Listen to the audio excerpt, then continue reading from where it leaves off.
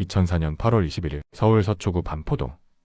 사람들로 붐비는 강남 한복판이 한 빌라 지하방에서 한 여성이 살해된 채 발견됩니다. 범인은 단 한 번의 범행이 아니었습니다. 이미 수차례 여성을 노려온 연쇄 성범죄자. 형사들은 이 사건을 두고 이렇게 말했습니다. 이번에 잡지 못했다면 제2의 유영철이 나왔을지도 모른다. 오늘의 사건 기록, 연쇄 성범죄 끝에 살인으로 이어진 강인철 사건을 이야기합니다. 본 내용은 실제 사건을 바탕으로 하여 현재까지 밝혀진 사실을 중심으로 작성되었습니다. 다소 자극적인 내용을 포함하고 있으므로 노약자 및 침약하신 분들은 시청에 유의하여 주시기 바랍니다. 지금부터 그날의 사건 기록 함께 보시겠습니다. 2004년 8월 27일 10시 40분경 반포동의 한 빌라에선 심각한 악취가 새어나와 다른 세입자들의 민원이 속출했습니다. 냄새도 심하고 인기척도 없고 새들어 사는 여성인 마모씨 당시 32세가 며칠째 보이지 않자 보다 못한 건물주가 나서 내부 곳곳을 살피다 마모씨가 자신의 방 안에서 심각하게 부패한 채 사망한 것을 발견하여 경찰에 신고하였습니다. 현장에 경찰이 도착하였고 수색이 개시되었습니다. 방 안은 피투성이었으며 방 한 구석에는 피해자 마모씨가 목과 가슴에 7차례의 자창이 나고 배에 부엌칼이 꽂힌 처참한 모습으로 죽어 있었습니다. 담당 형사의 회고에 따르면 피비린내와 시체 썩는 냄새로 숨을 쉬기 힘들 정도였고 온통 파리와 구더기가 기어다니는 등 끔찍한 모습이었다고 말했습니다. 한여름이었던 데다 사망하고 거의 일주일이나 지나서야 발견되었기 때문입니다. 경찰은 강도로 위장한 면식범으로 보고 피해자 마씨의 직업과 사망일자, 주변 인물을 상대로 수사를 시작했습니다. 마씨는 서초동 일대 노래방 도우미 생활을 하는 여자로 신원이 파악됐습니다. 현장에는 범인을 특정할 만한 지문이나 머리카락, 촉적 등 별다른 단서가 없었습니다. 흉기에서도 범인의 지문을 발견할 수 없었으며 오히려 범인은 자신의 발자국은 남기지 않은 대신 수사에 혼선을 주기 위해 245치수의 여성용 슬리퍼를 신고 다니며 일부러 족적을 남겨놓았습니다. 하지만 피해자를 찌를 때 남긴 미세한 혈흔마저는 치우지 못했습니다. 마침 피해자가 살해된 날짜인 8월 21일 12시 30분경 지인에게 도시가스 검침원이 와 있다며 통화를 나눈 것이 확인돼 가스 검침원들을 상대로 초점을 맞춰 수사가 진행됐습니다.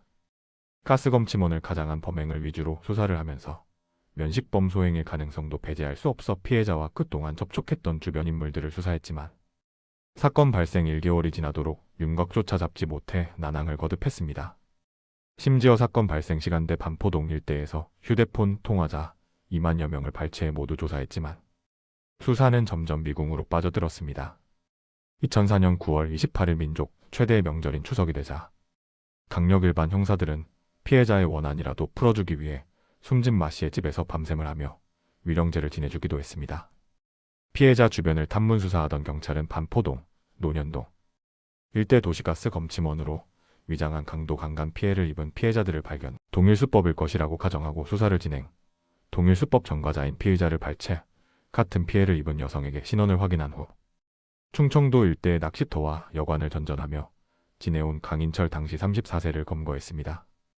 강인철은 범행을 부인했지만 경찰이 현장에서 채취한 혈흔과 DNA 검사 결과를 들이대자 결국 자백할 수밖에 없었습니다. 사건이 발생한 지 45일 만의 일이었습니다. 체포된 범인 강인철. 준수한 외모의 애인까지 있었던 강 씨는 4년 동안 15명에게 강도 강간을 저질렀습니다.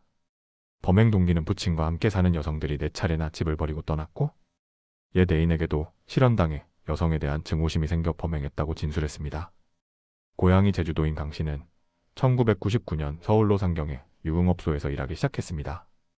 그중 단란주점 한 곳에서 3년 가까이 DJ로 일했으며 동거녀가 배신하자 2001년 12월 13일 첫 범행을 감행했습니다. 이날 오후 5시 서울 반포동 주택가에서 범행 대상을 물색하던 강 씨는 한 여성이 그 집에서 나오자 곧바로 이 여성의 머리채를 잡고 칼을 들이댄 뒤 그녀가 나온 집 안으로 데리고 들어갔습니다.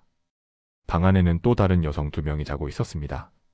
머리채를 붙잡힌 여성은 친구 집에서 놀다가 자신의 집으로 돌아가던 길이었습니다.